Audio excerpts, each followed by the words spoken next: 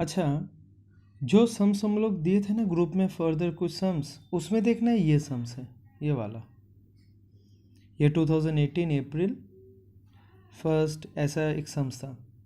इसमें देखो पहला जो चीज़ था वो पर्टिकुलर्स में था cash in hand, bank overdraft, उसके बाद वेजेस पेड, ये सब। तो तुम लोगों का मन में ये क्वेश्चन आ सकता है कि ये चीज़ कैसा है, cash in hand, bank overdraft, इसका हम लोग जर्नल कैसे करें। देखो ये जो चीज़ है ये तो ट्रांजैक्शन ही नहीं है, क्योंकि इसका वैल्यू है, ठीक है, 14,000 13,200 वैल्यू इसका है, मगर कोई इकोनॉमिक कंडीशंस में कुछ चेंजेस आ रहा है नहीं ना, तो इसका ऑटोमेटिकली उस हिसाब से उस कंसेप्ट को अगर यूज़ करेंगे तो इसका कोई ट्रांसजर्नल नहीं होगा। तब ये है क्या, ये तो हम लोग को जानना है ना। ये है लास्ट ईयर में जितना भी ट्रांजैक्शंस हुआ है, वो ट्रांजैक्शंस होने के बाद बिजनेस में कितना कैश बचा हुआ था, that is cash in hand, हाथ में कितना था। बहुत पैसा आया गया, उसके बाद एकदम एंड में जाके जो है 31 मार्च 2018 ही मान लेता हूँ, तो लास्ट डेट में बिजनेस के हाथ में कितना पैसा था, वो ये वाला कैश इन हैंड 14,000, ठीक है। और बैंक ओवरड्राफ्ट का मतलब क्या है, बैंक ओवरड्राफ्ट का मतलब है, मान लो बिजनेस तुम्हारा एक बैंक अकाउंट है बैंक में, अब उसमें तुम्हारा जो बैलेंस है वो मान लो 10,000। अब तुम बिजनेसमैन हो, तुम्हारा रेपुटेशन बहुत ही अच्छा है, इसलिए उस बैंक तुम्हें एक एक्स्ट्रा फैसिलिटी दे के रखा है कि अगर आपके बैंक अकाउंट में 10,000 है, तो उस समय आपको मैं 5,000 एक्स्ट्रा विड्रॉ करने का परमिशन व फैसिलिटी मैं तुम्हें दे रहा हूँ। तो बैंक तुम्हें दे रहा है ना, तो इस हिसाब से तुम्हारे बैंक में कितना है 10,000, तो तुम क्या कर रहे हो, किसी जन को 15,000 का एक चेक ड्रॉ कर रहे हो, चेक दे रहे हो, तो तुम्हारे बैंक अकाउंट में है कितना 10,000।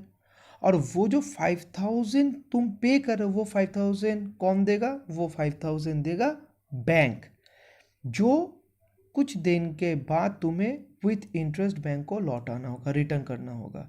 तो जब बैंक से तुम एक्स्ट्रा विड्रॉ कर लेते हो, दैट इज ओवरड्राफ्ट, विड्रॉ कर लेते हो, तब वो तुम्हारा लाइबिलिटी बन जाता है, वो ये इस जगह पे बैंक ओवरड्राफ्ट। तो ये ओपनिंग कंडीशंस है कैश इन हैंड और बैंक ओवरड्राफ्ट का, वही ऊपर में, इसका कोई जर्नल नहीं आएगा।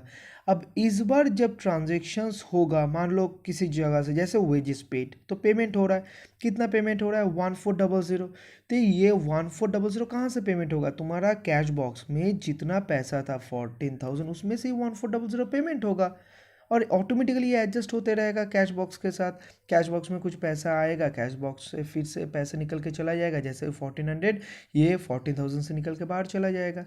तो इसीलिए इसका इंटरप्रिटेशन से ही बनता है कि cash in and bank overdraft ये ओपनिंग बैलेंस है, ये लाइबिलिटी और ये एसेट का, उसके इसका कोई अभी तक जर्नल नहीं होगा, बाद में हम देखेंगे ये क्या होगा, मगर जर्नल में ये नहीं आएगा। जर्नल में क्या आएगा, जो ट्रांजेक्शन्स है, दैट इज जो इकोनॉमिकल कंडीशंस में चेंजेस लाता है और मॉनेटरी टर्म में उसको तो मेज़र कर सकते हो, वही आएगा एक कहाँ पे, जर्नल में। तो ये नहीं आएगा ये दोनों, ठीक है। देखो, और एक जगह पे हिमाद्री का एक क्वेश्चंस था, ये भी तुम लोग का ग्रुप में गया था, ठीक है। तो देखो ये क्वेश्चन था हिमाद्री का, ये 4 अप्रैल, दोनों देखो ये क्वेश्चन क्या है, purchase goods from Shyam traders Lucknow for 3,000 plus CGST and SGST other is 6% each and they allow trade discount 200, the amount was paid by cheque. अब ये श्याम ट्रेडर्स से खरीद रहा है जो लखनऊ में 3,000 का, उसके साथ CGST SGST 6% that is 12% charge होगा, जो अल्टीमेटली ट्रेड डिस्काउंट देने के बाद वो उसी समय पेमेंट हो जा रहा है, ठीक है। इसका इजीली हम लोग जर्नल कर सकते हैं, तो इस जगह पे हिमाद्री का कोई प्रॉब्लम नहीं है। हिमाद्री का प्रॉब्लम कहाँ पे, देखो उसका क्वेरीज है actually 4 April goods purchase for cash 4,000 plus CGST and SGST other 6% each. Himadri का क्वेश्चन यही था कि भैया जो 4 अप्रैल ट्रांजेक्शन्स हो रहा है वो तो 2 हो रहा है, तो हम लोगों को क्या अलग से दोनों का जर्नल पास करना होगा, अलग से करना होगा, या तो फिर हम 5 भी कर सकते हैं, या तो फिर क्या करेंगे। देखो हम लोग पहले क्या करेंगे ना, हम लोग समझने के लिए पहले दोनों को अलग अलग करके हम जर्नल पास कर देंगे। अगर उसके बाद तुम लोगों को लगे कि नहीं हम लोग को दोनों जर्नल को कंबाइन करना है, कंबाइन करके एक जर्नल में उसको कन्वर्ट करना है, तब हम लोग क्या कर सकते हैं, कंबाइंड जर्नल पास कर सकते हैं। ठीक है। अब ये कंबाइंड जर्नल का मतलब क्या होता है? कंबाइंड जर्नल का मतलब ये होता है जब दो अलग अलग जर्नल है, दो जर्नल को जब 5 करके कंबाइन करके हम लोग एक जर्नल में कन्वर्ट कर देते हैं, तब उसको बोला जाता है कंबाइंड जर्नल। देखो एक एग्जांपल देखे मैं, अच्छा यही मैं करके दिखाता हूँ। ठीक है।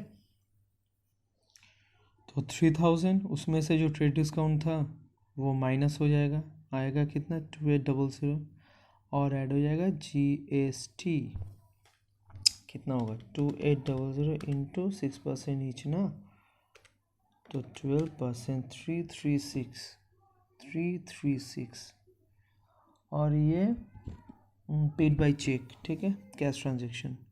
तो आएगा, देखो देखना अच्छी तरीके से, तो परचेज अकाउंट डेबिट। ठीक है, इनपुट एक ही बार में कर देते हैं, हाँ IGST पकड़ लेते हैं इसको, ये IGST होगा तो एक ही बार लिखेंगे उसको, और टू बैंक, इस जगह पे 2800, इस जगह पे 336, और इस जगह पे आ जाएगा 3136 ये। ठीक है। अब ये 4 तरीका है, मैं सिर्फ दिखा रहा हूँ कंबाइन जर्नल कैसे होता है। ये 4 तरीके में और भी एक हुआ था, goods purchase for cash 4000 plus GST। अच्छा, तो ये भी cash transaction, purchase account debit, input IGST पकड़ लेता हूँ, कम लिखना होगा मुझे तब, टू कैश, ये कैश में हुआ क्लियरली मेंशन है इसलिए कैश लिख देंगे, 4000 और 6% ईच, दैट इज 12, 4000 के ऊपर 12% चार्ज करेंगे, 480, तो आएगा 4480। ठीक है। तो ये हो गया दो जर्नल। अभी कंबाइन जर्नल कैसे करना है, अच्छा पहले ये बता देता हूँ कि ये दोनों अलग ही करना है, क्योंकि जब एक ट्रांजेक्शन्स होता है उसके बाद ये वाला ऑटोमेटिकली जर्नल करोगे, उसके बाद थोड़ी ना तुम्हें पता है कि मान लो ये मॉर्निंग में हुआ है, 4 अप्रैल मॉर्निंग में हुआ है, तो थोड़ी ना तुम्हें पता है कि बाद में जगह और एक परचेज होने वाला है, तो इसलिए जब होगा उसी हिसाब से तुम इसका जर्नल कर देना, उसके बाद इवनिंग में होगा तो उस हिसाब से कर देना। तो ये अलग अलग ही जर्नल आएगा, मगर इसमें ही मैं दिखा देता हूँ कि हम दो जर्नल को कैसे कंबाइन कर सकते हैं। ठीक है। तो देखो क्या करेंगे हम लोग, इस जगह भी परचेज अकाउंट है, इस जगह भी परचेज अकाउंट है, तो एक काम कर सकते हैं,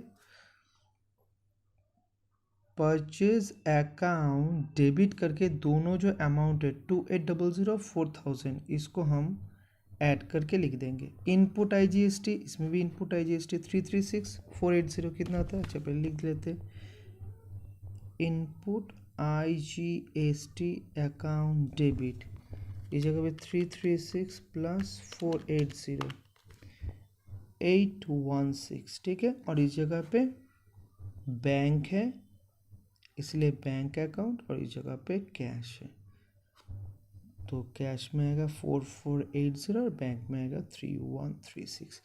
तो इसको बोला जाता है कंबाइंड जर्नल।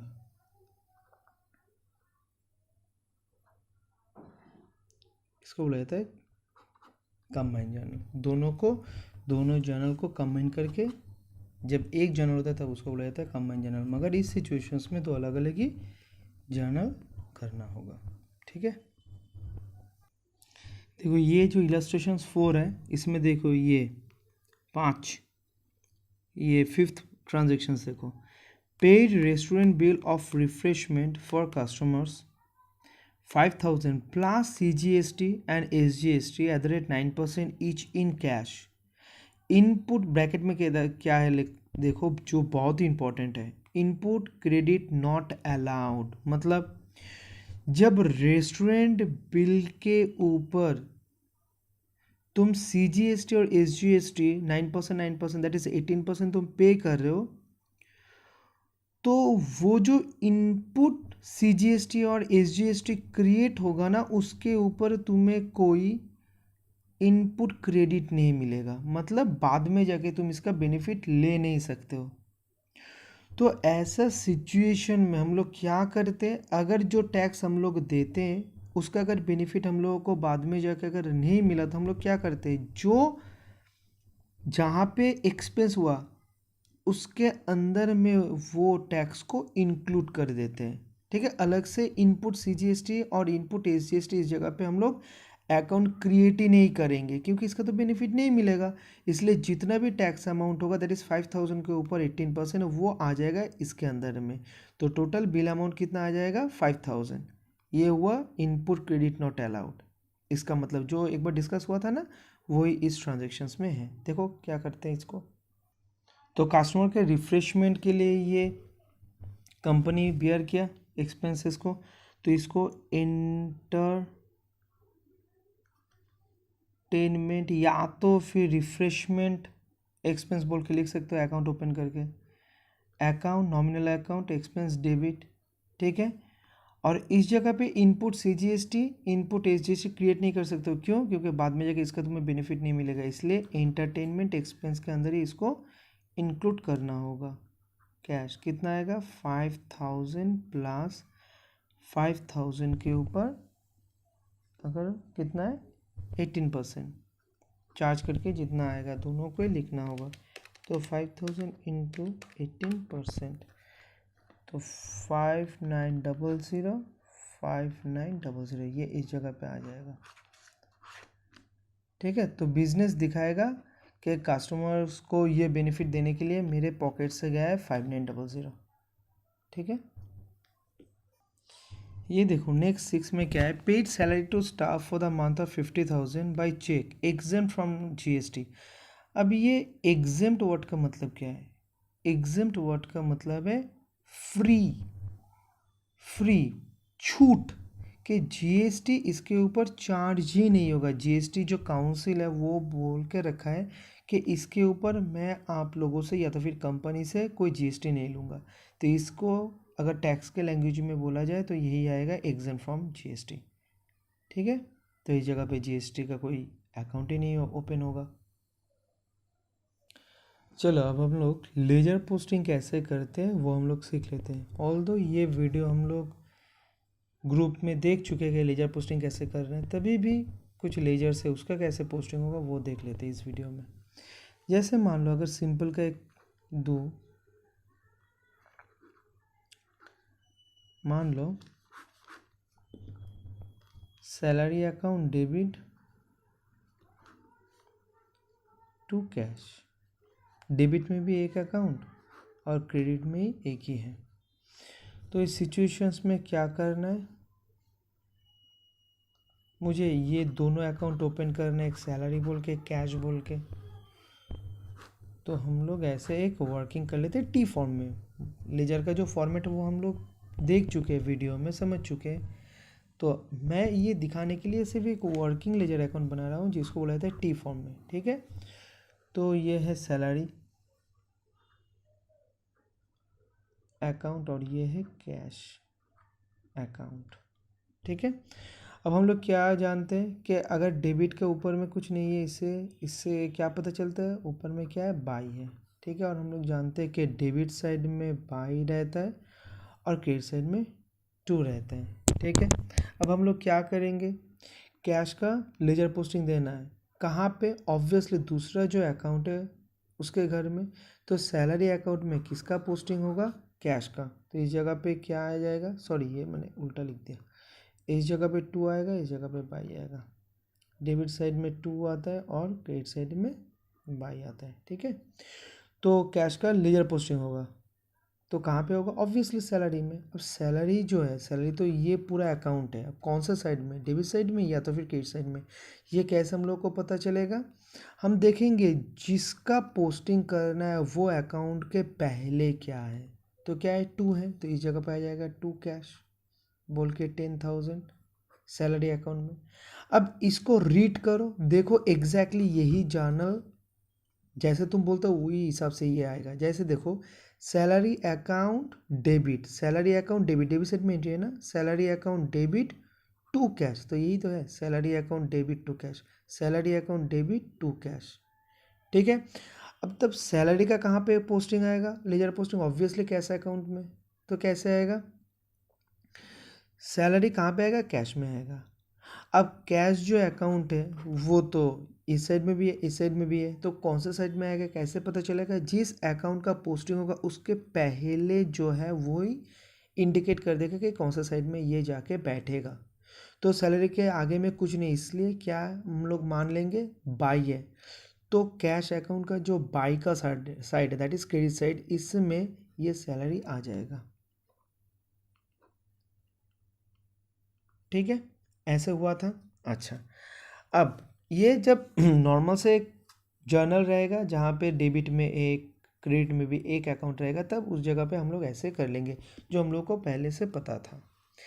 मान लो अगर कुछ ऐसा हुआ, सेल हुआ था कितना 1000 का, उसमें से कैश डिस्काउंट तुमने प्रोवाइड किया या तो फिर सुमितन कंपनी दिया कितना 100 का, और कैश मिला कितना 900, मतलब सेल हुआ 1000 का, उसमें कैश डिस्काउंट प्रोवाइड किया 100, और उसमें बाद बाकी जितना है वो कैश मिला सुमितन कंपनी को। तो जाना तो ये है ना, cash real account comes in debit, discount allowed nominal account, loss इसलिए डेबिट, और sale nominal account income credit, तो यही जर्नल है। अब इसका अगर लेजर पोस्टिंग हम लोग को करना है तो ये जर्नल के लिए हम लोग को क्या करना है, तीनों अकाउंट को ओपन करना है, ये ठीक है, ऊपर में लिख देते हैं cash account, discount allowed account, sale account. ठीक है debit credit, debit credit, debit credit. ठीक है, इस जगह पे 2 डेबिट साइड में 2 होता है, क्रेडिट साइड में बाई 2/2। ठीक है, ये तुम लोग मत लिखना, मैं सिर्फ तुम लोग को अभी समझाने के लिए कि तुम पजल ना हो जाओ, इसलिए मैं लिख रहा हूँ। अच्छा, अब क्या है ना सुनना बहुत अच्छी तरीके से, देखो डेबिट में कितना अकाउंट है 2, क्रेडिट में कितना है 1 है, तो अब कैसे पोस्टिंग होगा, अगर नॉर्मल से पहले जितना भी कंसेप्ट तो तैयार हुआ है अगर उसको अगर दिमाग में रखो तो क्या होगा, सेल एक बार कैश में जाएगा, एक बार डिस्काउंट में जाएगा। अब अमाउंट कितना होगा, अमाउंट कितना होगा, अगर कैश में जाएगा तो कितना अमाउंट लेके जाएगा सेल, अगर डिस्काउंट अलाउड अकाउंट में जाएगा तो कितना जाएगा। अच्छा, पहले काम कर लेते हैं, पहले लिख लेते हैं, 2 सेल दोनों के साथ ही रिलेशन है, इसलिए दोनों के घर में ये जाएगा, तो डिस्काउंट अलाउड में भी 2 सेल बोल के आएगा।